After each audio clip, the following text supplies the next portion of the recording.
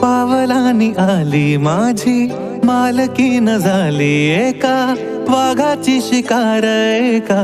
हरणीनं केली दबक्या पावलानी आली माझी मालकीन झाली एका वाघाची शिकार एका